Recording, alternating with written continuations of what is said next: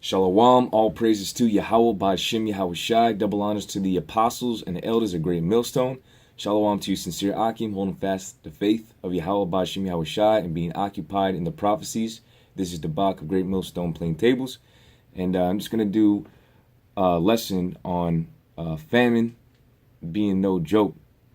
And what prompted this is I was watching the apostles live stream, and the apostle Tahar had mentioned about how cannibalism is going to be coming back in a big way. And what?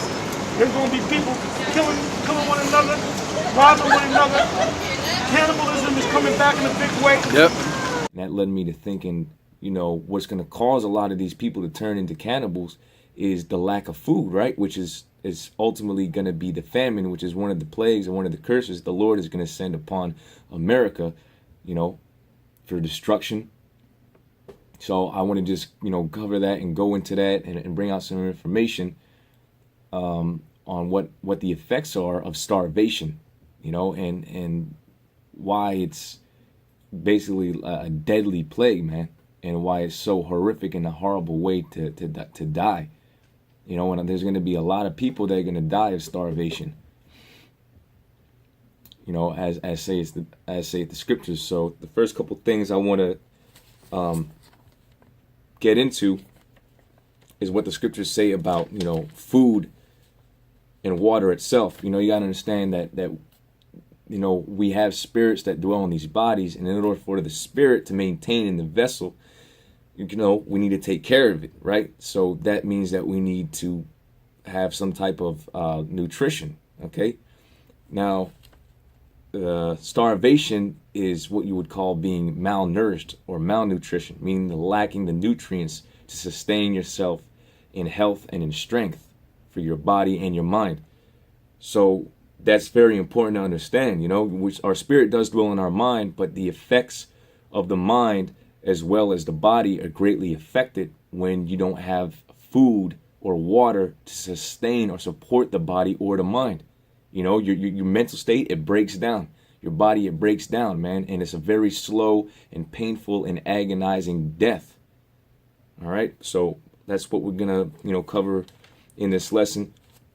I'm hoping not to make it too long. And I pray that through the power and spirit of Yahweh B'Shem Yahweh Shai, you know, brothers would be edified. So this is the book of Sirach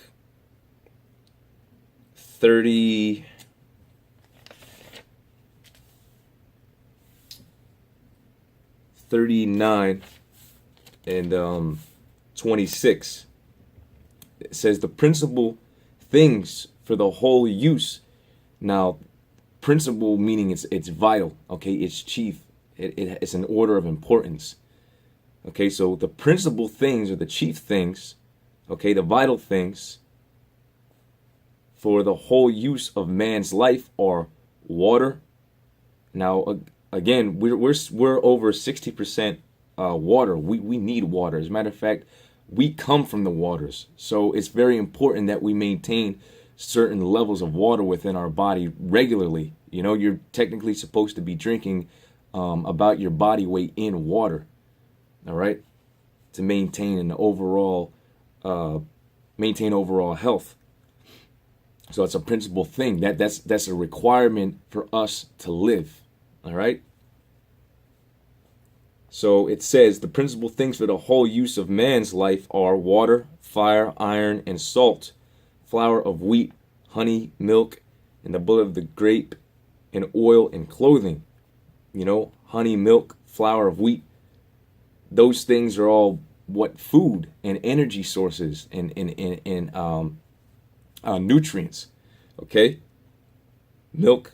You know, these are all vital things. Now I have one more. This is Ecclesiasticus, or the book of Sirach, 29 and 21. It says the chief thing for life is water and bread and clothing and a house to cover shame. So the key points is the chief thing, right? We just read about what the principal things, okay, in Ecclesiasticus 39, the principal things for the whole use of man's life are water, so on. Well, here again, it's written in Ecclesiasticus, or the book of Sirach 29 and 21, that the chief things, or the principal things for life is water and bread.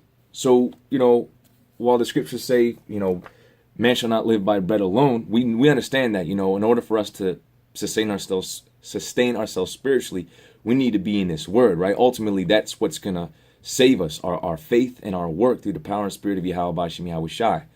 But I'm stressing the fact that we still need energy and vitamins and nutrients in order for our physical body to be maintained, okay, in our minds to be maintained, in which that's where our spirit dwells, man. Okay, and if your mind is suffering, your spirit's going to suffer. All right, and the point of emphasizing that in itself is because of the scriptures talking about famine. So I'm going to get a few things on starvation to help illustrate this point and what happens to the body and what happens to the mind. So I have up here livestrong.com, and if you go down to the bottom, I'm not going to read the whole thing. It makes some good points, but I just want to make it brief. Under malnutrition in the brain, which malnutrition is a lack of nutrients, okay?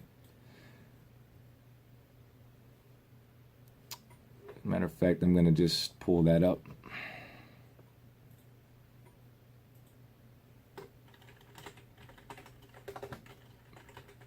So, malnutrition. Here we go, right here. Malnutrition is a lack of proper nutrition, okay? It's a lack of nutrients, a lack of food, okay? That's supposed to sustain your health.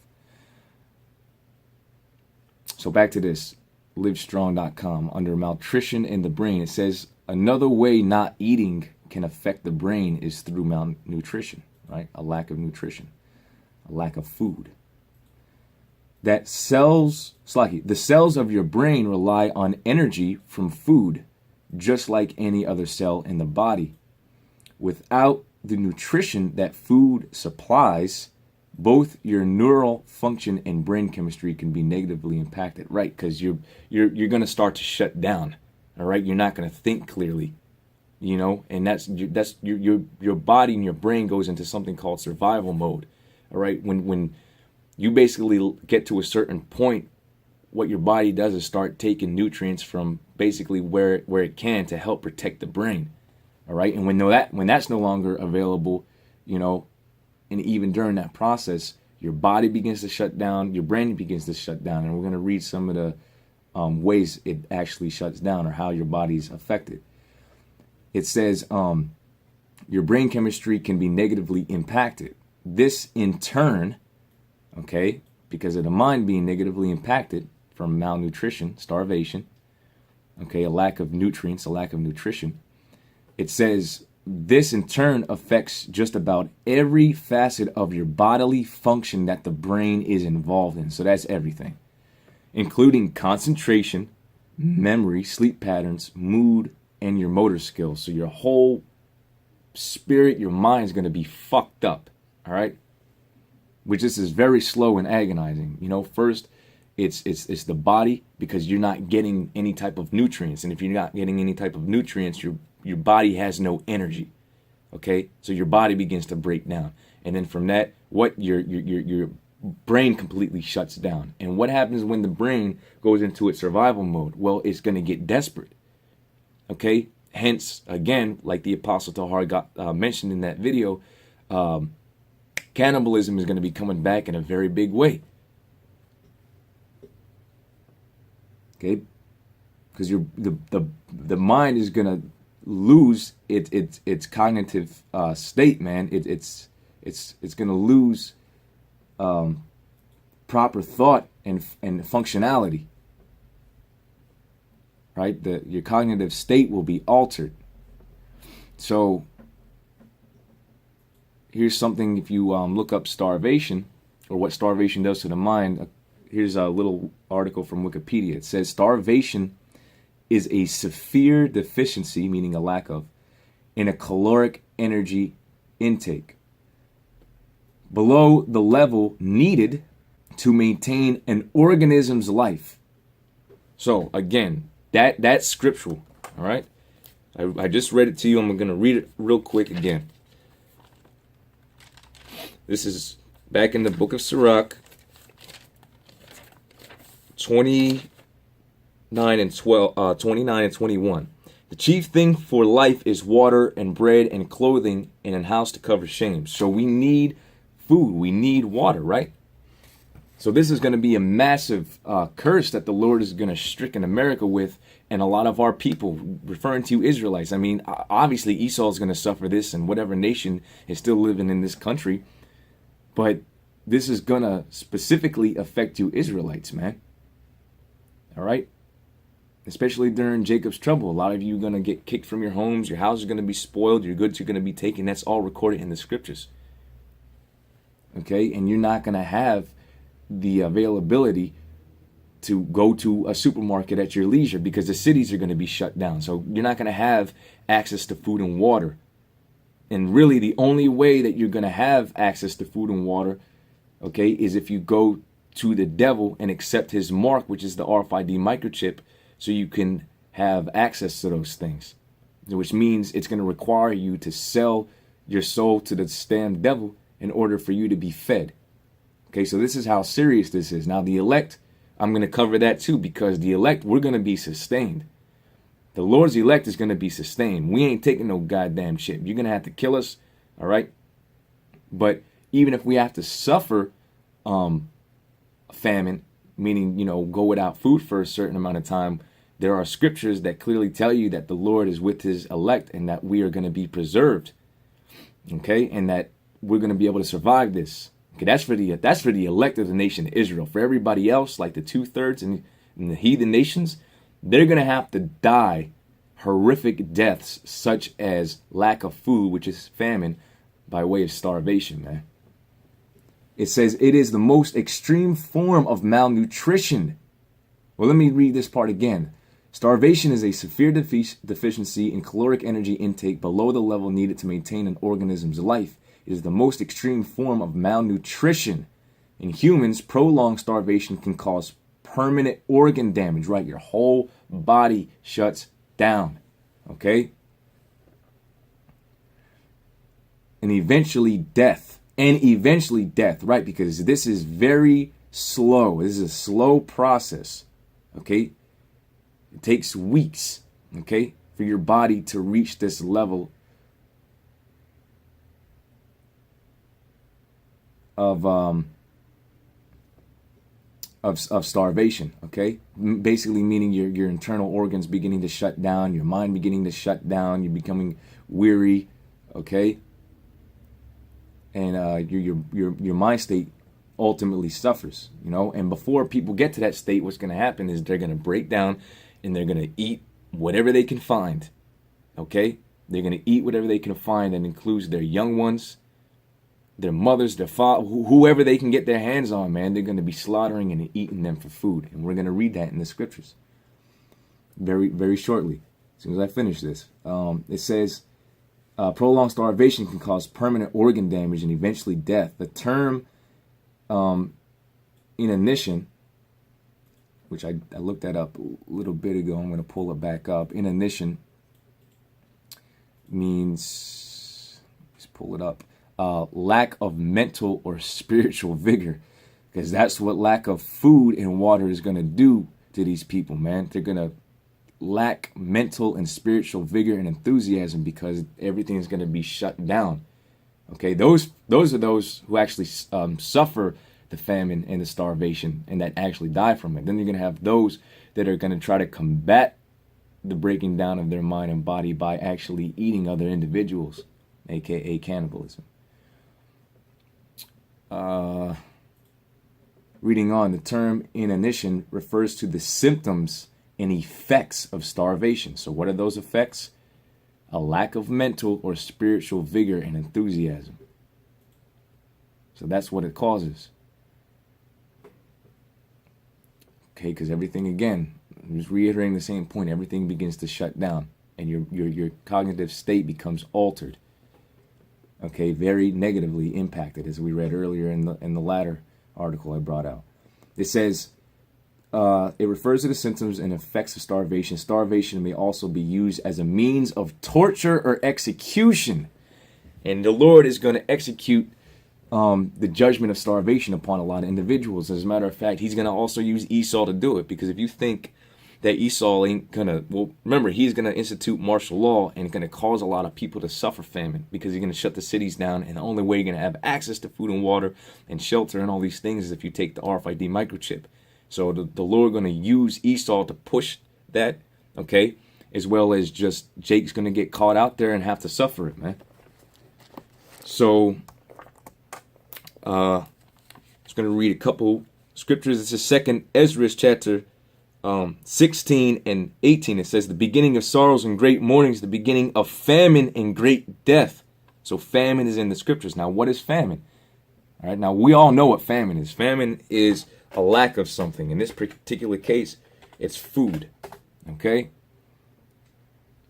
Famine as a noun, an extreme scarcity of food. Okay? Or it could just be a shortage, like there's going to be a famine in the word, meaning there's going to be a particular time where this word is not going to be accessible. All right? Because the prophets ain't going to be out on the streets anymore. There's going to come a time where we're just not going to be out there, man. And the internet's going to be shut off, so you're not going to have access to this word. But in this particular case, we're talking about a shortage of food. It says, the beginning of famine and great death, the beginning of wars, and the power shall stand in fear. The beginning of evils, what shall I do when these evils shall come? Behold, famine and plague and tribulation and anguish are sent as scourges for amendment. So this is what the Lord is going to send upon all the wicked of his people and these Edomites, man. All right, and these other nations that are dwelling in America. I mean, there's a lot of points to be made, but I want to focus specifically on famine. All right. So I'm going to jump around a little bit. Actually, you know, I'm going to go down just a little bit more. This is verse 21. Behold, victuals shall be so good cheap upon earth that they shall think themselves to be in good case. And even then shall evils grow upon the earth. Sword, famine, and great confusion. Yeah, a lot of people are going to be confused as to what the hell is going on, man. Because it's going to just, everything's going to transition so quickly that people are just going to be wondering, you know, what it is that they're getting ready to go through, man. All of a sudden they were able to go into a city. Now it's martial law, you know. Now they have to take this chip to get food, to get water, to clothe themselves. Right? They're gonna be seeing people being shot up left and right. You know, people killing each other just to get their hands on whatever goods that they may possess. It says, evils shall grow upon the earth, sword, famine, and great confusion. For many of them that dwell upon the earth shall perish of famine. There it is again. So this is, it keeps going into famine. So this is one of those key judgments that the Lord is going to send upon America, Great Babylon, Mystery Babylon, okay, Edom. He's going to send it upon this land, man. It's going to be a very heavy curse that's going to befall the land, man. For many of them that dwell upon the earth shall perish of famine, and the other that escape the hunger shall the sword destroy. Right, you're going to end up dead anyways, and the sword is going to come in many different ways.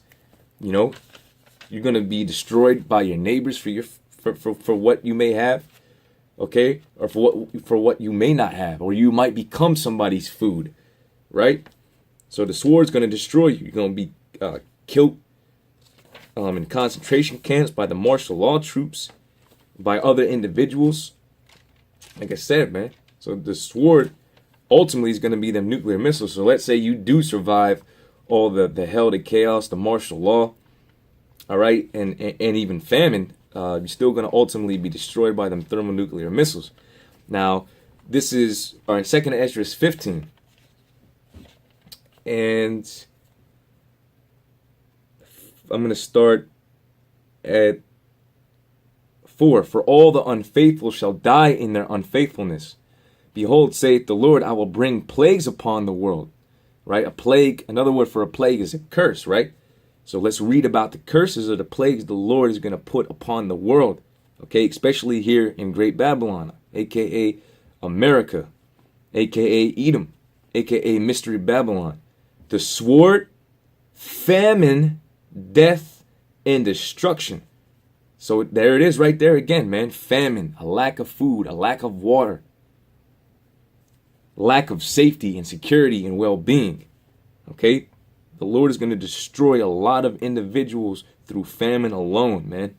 So famine is no joke. For wickedness hath exceedingly polluted the whole earth, and their hurtful works are fulfilled. Yeah, the so-called white man's rulership has corrupted this entire planet. Between his homosexuality, his transgender movement, okay, his transhumanist movement, by trying to turn everybody into artificial cyborgs, man, implementing the RFID microchip, okay. This devil got to be brought down, okay, and he's going to do it by sending all these different forms of plagues and curses, and ultimately the thermonuclear destruction to conclude it, okay, to bring this so-called white man down, Esau down, and the other nations, and destroy 2/3 of our people that aren't right. It says, therefore saith the Lord, I will hold my tongue no more as touching their wickedness which they profanely commit. Neither will I suffer them in those things in which they wickedly exercise themselves. Behold, the innocent and righteous blood crieth unto me, and the souls of the just complain continually. Right, man. And that's, hey, man, basically I'm complaining right now, you know, in a sense, because we want these things to happen. We want Yahweh Shem Yahushai to bring upon the world and America and the wicked of our people these plagues, man. Because the sooner this place is destroyed and Esau's taken out of his power seat, the sooner we'll be Lord willing, if I'm part of the elect and the brothers watching the shows are part of the hopeful elect, we're going to get delivered out of here. We want to be delivered, man. And we complain. We complain through our prayers. We complain by putting up these studio shows, you know. We prophesy in the hopes that it's going to happen, which we believe is going to happen. So these things do take place, man. That the Lord hear our cries and continues to set the prophecies forth, man. Or as the scriptures say, shorten the time for the sake of his elect, man. It says, the innocent and righteous blood, which those are Israelites, and it's beginning with the elect. Those are the innocent and righteous blood. Crieth unto me, and the souls of the just complain continually. When you complain about all the wickedness that is committed upon this earth through the so-called white man and all that follow and are in league with the so-called white man. Okay, I'm going to jump a little bit. Now, this is verse 18. For because, well, no, Salaki, I'm going to start at 17. A man shall desire to go into a city and shall not be able. And why? Because it's going to be all, first and foremost, it's going to be all chaos in the city. There's going to be people killing each other left and right. You're going to have the martial law forces, and you're going to have an opposing force that's going to try to fight against them, okay, Edomites, Jake, or whatever, and they're going to be subdued ultimately and thrown in a concentration camp or just murdered on the spot. But ultimately, what's going to shut down them cities is going to be that martial law, right? The martial law, man. It's that cities are going to be regulated. And the only way you're getting in, okay, or out is if you got that RFID chip, man. You're going to have that mark. All right, that's the only way you're going to be gaining access to anything when this whole thing goes down. All right. It says, for because of their pride, the city shall be troubled. The houses shall be destroyed and men shall be afraid. Right. This ain't going to be no light thing. Listen to this next part, man. This is one of the main reasons why. A man shall have no pity upon his neighbor, but shall destroy their houses with the sword, right? Whatever weapons they possess, guns, you know, knives, whatever weapons they're going to wield to destroy other individuals' houses. For what? And spoil their goods because of the lack of bread and for great tribulation. Again, there is the famine for lack of bread. You're going to have individuals literally spoiling other individuals, killing them, making them their food, taking whatever they have. For what? Lack of bread and great tribulation. Okay? And tribulation is a cause of great trouble and your suffering. And you're going to have a lot of individuals suffering because of the lack of food and water.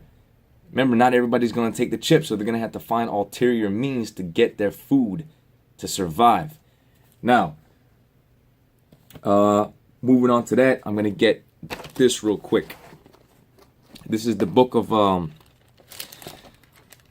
Lamentations, chapter 4.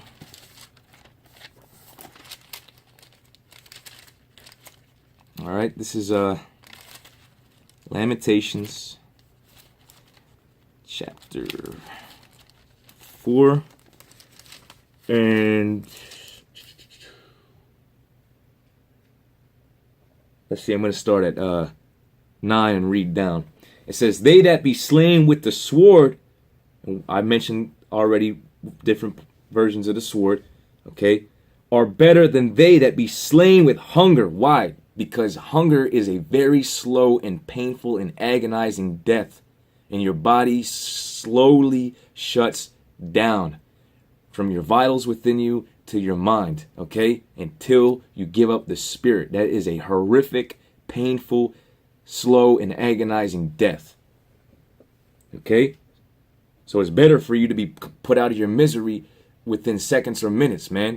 Whether you're getting your head shot off or shot with a gun, man. It's better to die that way, okay, than to die by hunger. For these pine away, stricken through for one of the fruits of the field. Verse 10, and this is what happens when you starve. This is what happens. You get desperate, man, okay? If you're not willing to suffer that hunger, you're going to find means to survive. And this is what it's going to turn into, emphasizing the Apostle Tahar's point when he said that cannibalism is coming back in a great way. Verse 10, the hands of the pitiful woman have sodden their own children. Meaning they killed their children and they cooked them for food, man. And they were their meat in the destruction of the daughter of my people. The Lord had accomplished his fury. So this is what the Lord Yahweh Shem Yahushai is going to do to America. He's going to bring back, to quote Apostle Tahar, he's going to bring back cannibalism in a great way. The Lord had accomplished his fury. He had poured out his fierce anger and kindled a fire in Zion and have devoured the foundations thereof. So that's the point that I wanted to make there. Now, well, what about the elect? Well, the elect are going to be preserved. And the examples of that is the book of Exodus. When we were taken to the wilderness after being let out of Egypt, you know, we didn't have food, so we needed to be sustained somehow, right? So what the Lord did was caused food from heaven to drop down to feed us. And that's what we're getting ready to read right now. So for all of those who are wondering, well, man, damn, we're not taking a chip. Of course, we're not taking no damn chip. And, you know, but what do we do, man? How are we going to sustain ourselves? Well, first of all, Yahweh Shem Yahushai is going to bless us with a stronger spirit during that time, man. And the spirit is really going to be guiding us on what to do, where to go, where to find shelter and all that, man. We're going to be changed. Okay? We're going to be given a much stronger spirit. And I'm going to prove that too. I'm going to prove that. Okay? We have to be given a stronger spirit because we are going to suffer some of these things, okay? Okay, to try our faith. But the Lord is also going to sustain us at the same time, right? So this is Exodus chapter 16. Yeah, Exodus 16, and I'm going to start at 3. It says, and the children of Israel said unto them, would to the power we had died by the hand of the Lord in the land of Egypt, when we sat by the flesh pots, and when we sat by the flesh pots, and when we did eat bread to the full, right? They're basically saying, well, look, in Egypt, we had the food to sustain us and all that, right? For ye have brought, this Israel, man, is weak, but, you know, they also were concerned about, you know, what they were going to do for food, okay? And that's how these people are going to be, or Israel's going to be when all hell breaks loose, man. What are they going to do for food? Well, for the majority of them, they're going to be eating their own children, man. All right? Or dying of starvation. But it reads, For ye have brought us forth into this wilderness to kill this whole assembly with hunger. So hunger ain't no joke, man. But this is what the Lord has said. Verse 4, then said the Lord Yahweh unto Moses, behold, I will rain bread from heaven for you, and the people shall go out and gather a certain rate every day, and I may prove them whether they will walk in my law or no. So the Lord literally did give what we're getting ready to read is manna from heaven, man, food from heaven. So that's how the Lord is going to sustain us. Okay, we're going to be tried for a certain amount of time, but the Lord is also going to give us signs or commands. You know, he might send the angel to tell us where to go, or just put it in our spirits automatically what to do, man, and when to do it to be sustained. This is Exodus 16, and let's see, what do I have written down here? Well, I'm going to jump to 35. It says, and the children of Israel did eat manna 40 years. So for 40 years, the Lord has sustained them with heavenly bread. And the children of Israel did eat manna 40 years until they came to a land inhabited. They did eat manna until they came into the borders of the land in Canaan. Yeah, so the Lord is going to sustain us right till we're delivered, man. That's the elect of the nation of Israel, which the nation of Israel, the so-called Negroes, Latinos, and Native Americans. Okay, and the elect are the ones that got this knowledge, wisdom, and understanding. Okay, and that truly believe in Yahweh Hashem Yahweh. Now, there's just two examples I want to bring out about the strength that the Lord is going to hopefully bestow upon us if we are part of the elect. Because if the Lord don't provide food for us, okay, this is what he's going to do. He's going to put his spirit on us that's going to enable us to withstand hunger. And the proof of that is when Yahweh Shai was able to fast for 40 days and 40 nights. Okay, and I'm going to use Daniel also as an example, who went 3 weeks without food or water. So it is possible for you to be sustained through the power of the Holy Spirit of Yahweh Hashem Yahweh Shai and still survive and still last and still press on and not be affected the way these people are going to be affected by the starvation, by the famine. So these are the points I'm going to make. This is Matthew chapter 4, and well, I'm going to start at 1. Then when Yahushua was led up the spirit into the wilderness to be tempted of the devil, right? And we are going to be tempted, right? Because we're going to have to go through these things. However, the Lord, it is written, as a matter of fact, I have to get this. I have to get this. Just real quick. This is the book of Peter. Chapter 2, verse 9. The Lord knoweth how to deliver the godly out of temptations. So, yes, we are going to be tempted, man. Okay, we're all going to have to be tempted. The hour of temptation. And we're all going to have to make the decision of whether or not we're going to take that RFID microchip, man. And some of us may be in a condition of starving. But this is what is written. The Lord knoweth how to deliver the godly out of temptation. So we're going to have a stronger spirit and we're going to refuse no matter what. Okay, even if we are in that position of difficulty. Okay. The Lord knoweth how to deliver the godly out of temptations and to reserve the unjust, okay, onto the day of judgment to be punished. So the unjust are going to be punished, but the godly, meaning the ones that have the faith of Yahweh Hashem Yahweh Shai and keep the commandments, they are going to be preserved. And Yahweh Hashem Yahweh Shai is going to give them that spirit. That was the point that I wanted to make there. Now it says, so even if we're tempted, the Lord's still going to see us through, okay? Plus we got the scriptures as our stability, okay, in conjunction with that. So it says, and when he had fasted 40 days and 40 nights, he was afterward and hungered. So the point is Yahweh Shai was able to withstand a full 40 completed days of no food, no water, and being tempted, and still remain faithful to his father Yahweh. Now, of course, Yahweh Shai is an exceptional case, but it is written, the things that you see me do, ye shall do greater, right? So one of those things is the potential or the possibility to withstand not eating or drinking anything for a long period of time. Another example I want to get is before Daniel received the vision of what the Lord looked like. he was able to go 3 weeks. So that's the point. The point is the Lord is going to sustain us, whether it be manna from heaven, all right, or whether it be our ability to withstand hunger. The Lord is going to protect and preserve his elect. Okay? So this is the book of Daniel, chapter 10 and 2. It says, "In those days I, Daniel, was mourning 3 full weeks. I ate no pleasant bread, neither came flesh nor wine in my mouth. Neither did I anoint myself at all till 3 whole weeks were fulfilled." So the point is he was able to withstand hunger for 3 whole weeks. Okay? Now, last precept I'm going to get is in the Apocrypha, which is 2nd Esdras, chapter 16, verse 74. It says, "Hear, O ye my beloved, saith the Lord, behold, the days of trouble are at hand, but I will deliver you from the same. Be ye not afraid, neither doubt, for the power is your guide." Okay, well, actually, I'm missing a good point in 73.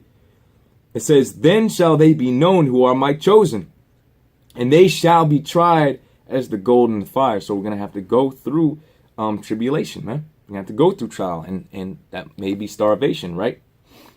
Of course, we're all going to have to go through the hour of temptation and be tried with the chip, which is the mark of the beast. But the Lord's elect is going to be preserved, and we're not going to take the chip, even if it means our life. Okay?